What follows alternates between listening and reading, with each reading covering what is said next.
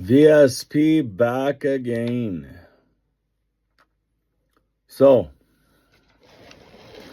what are my thoughts on the RZ50 so far?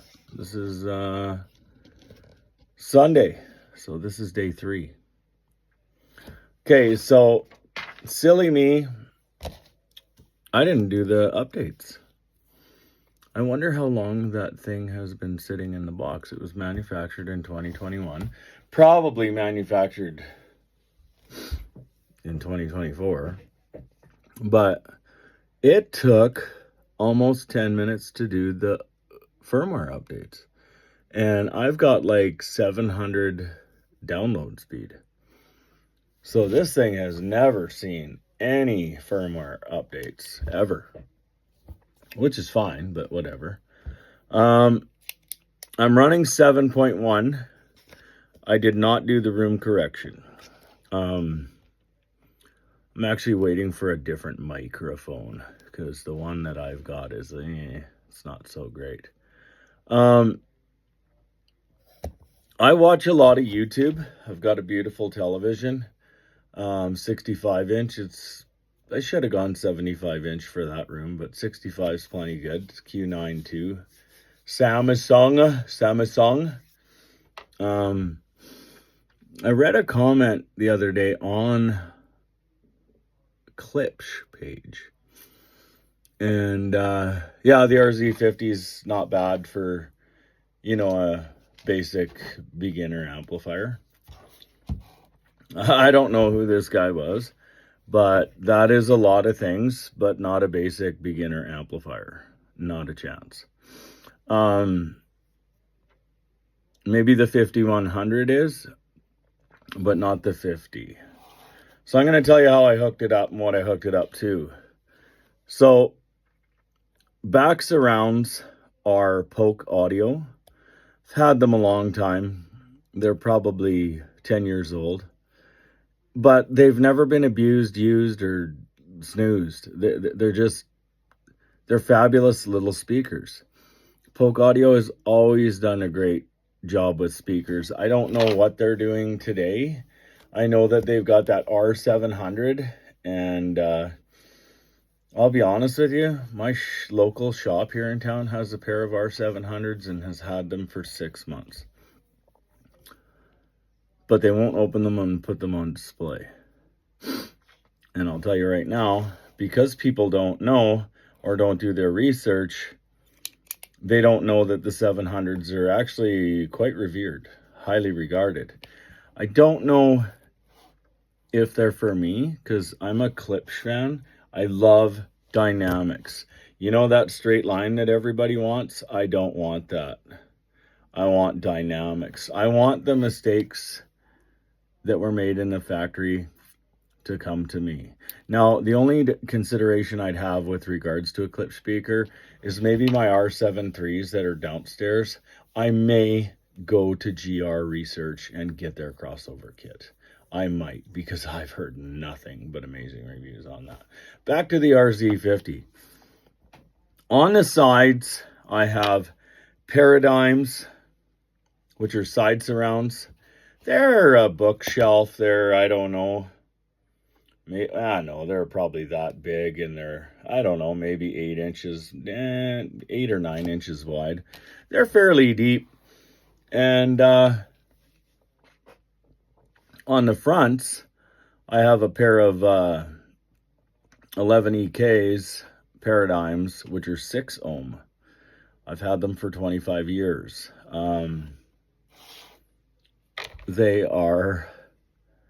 They're better than the Paradigms I heard in the store the other day. Definitely, like by a long shot. These speakers have basically listened to radio and television for the duration of their life. I never rock and rolled them. I actually never really had anything of power to run them. Well, I did, but I fell in love with Klipsch, and I just had these speakers sitting in the main room for 20 years, and I don't know. They were never driven to their fullest potential. I actually don't think that the 50 can actually drive them to their full potential, but I'm getting at least 80%. So I went into the speaker menu, and that's a little bit different than a Pioneer. You actually have to hit enter, and then it moves you over, and then you go into speakers. And I picked the Biamp. You know, you can hit zone 1, zone 2, blah, blah, blah. I hit Biamp. I then I had already made some number 12 oxygen-free cables of equal length times 4. Removed the clips from the speakers, which I must have lost one years ago because I had rigged it up with a wire that was almost decrepit. It was like, whoa, this is really old. Anyway, I saved the 3 clips that I had left, and I put them in the little drawer that's in front of my television. And I proceeded to put right and left to the bottom, and I put Biamp to the top. Then I proceeded to play Tidal from Apple Music, the Apple Music box that I have. And it doesn't give you a lot of detail. It just gives you the song and the minutes and whatever. It doesn't give you a lot of detail. So then I got thinking, why would I not go to the net system, the network, go on to Tidal, put in my information, and see what the quality of the streamer is inside of this device? Because I never done that with a Pioneer before. I've never done it. I've always just played it off my Apple TV. Well, let me tell you, there is a difference. Not only does it give you bit rate and this and that and the other thing, and you know what the song is, the picture of the album, the whole 9 yards.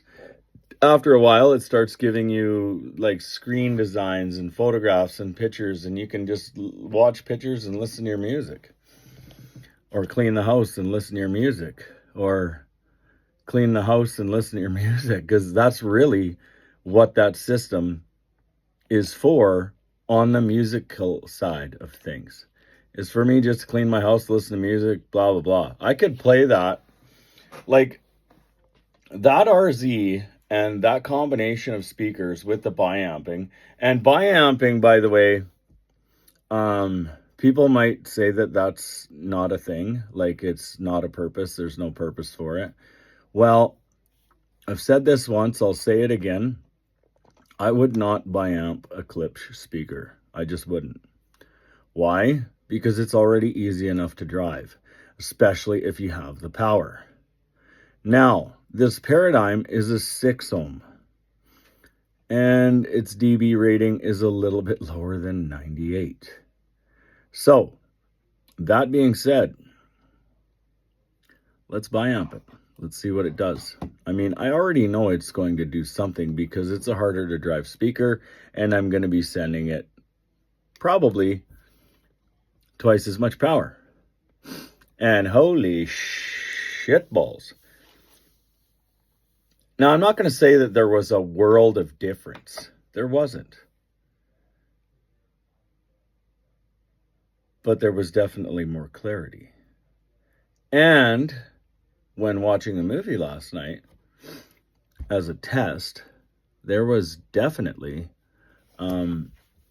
more intelligibility. Because what I did is I wanted to prove that there was more intelligibility. So what I did is I went and I turned my center channel down. I think I turned it down 4 dB. And to be quite honest with you, I kind of enjoyed it better.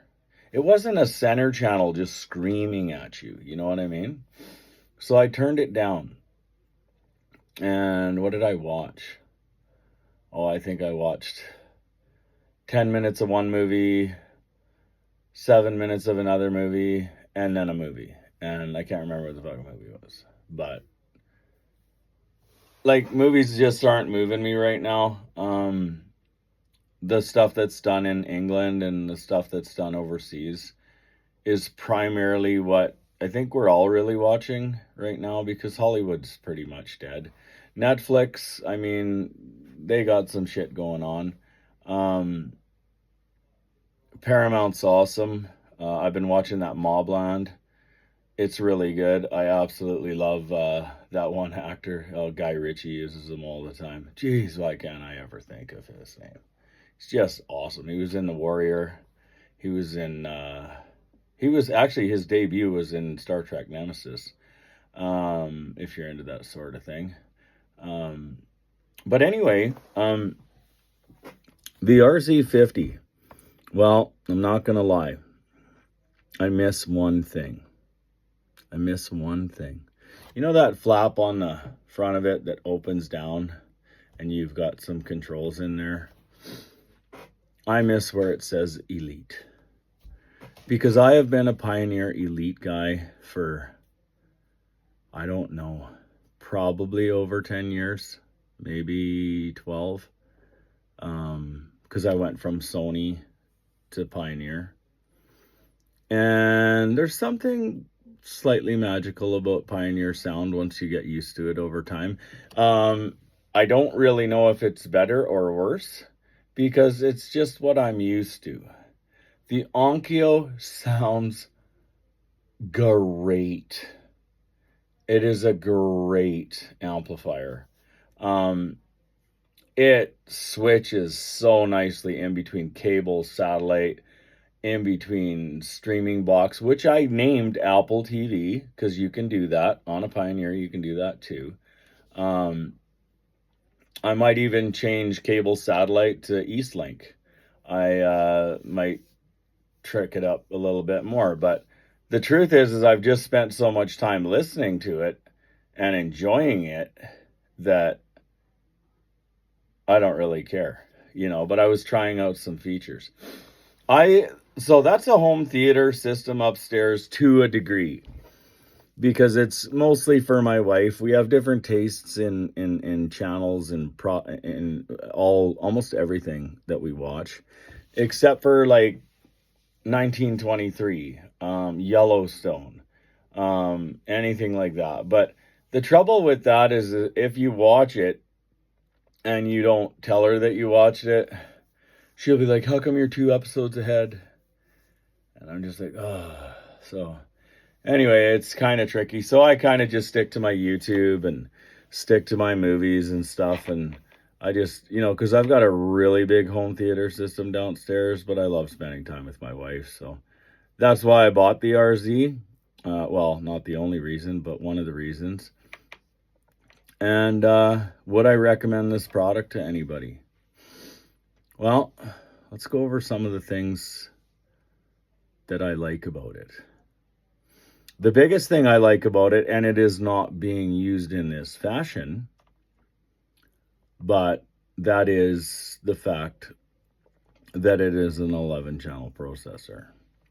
So if for some reason my Pioneer dies, and it will someday, because they all do, and Ice Power Class D stuff is a little harder to work on than AB.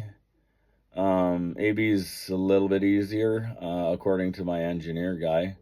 Because every time I say, hey, I got an amp for you to look at, he's like, oh, Ice Power?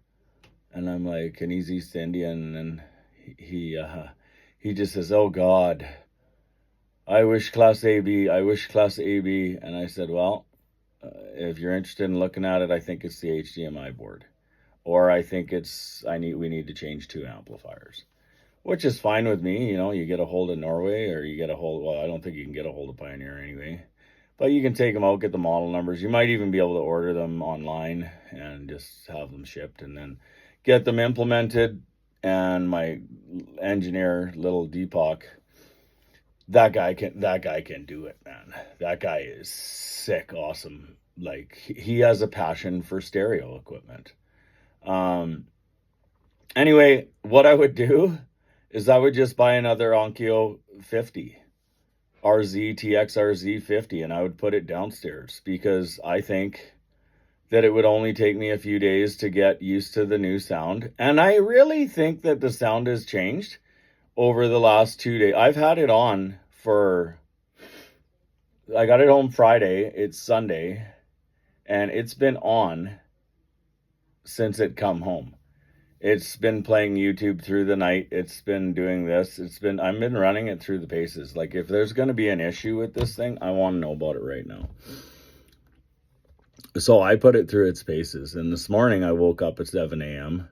because it's Sunday. So I wake up at 5:30. And I figured by the time it hit 8 o'clock, let's roll with some music. Let's play some music. Now, my back windows in my house are, I don't know, they're pretty much wide open all the time, especially this time of the season. You know, it's spring and you get the fresh air and stuff. And I'm pretty sure that every neighbor within 10 houses heard what I was playing. Which, of course, was Tool Fear Inoculum, because that is my test track. Invincible for just about anything. I know the flaws in the recording. I hear the flaws. The same flaws are in a record or a LP. The same flaws are in a CD. The same flaws are in a streaming service. And I listen for the flaws just to see if I can see. And once again, the Onkyo prevails and delivers me a positive flaw in I can hear the flaws. So that's why I use it, because there's just this little stupid flaws in the song. It must have happened in the recording, and Maynard's the type of guy I'd be saying, leave that, man. Leave that. You know what I mean? Anyway, that's my 2-day, 3-day review so far of the Onkyo RZ50. I'm not done with this. Would I recommend it to anybody? I'd buy another one. Like, I would buy another one. You know, I fired up some Anthems. I'd love to see an Integra. Maybe an Integra would go downstairs. That would be, because that's of the same family. I do not like the operating system of the Anthems. Yeah, they got lots of power. The Cambridge is gone. So what do you do?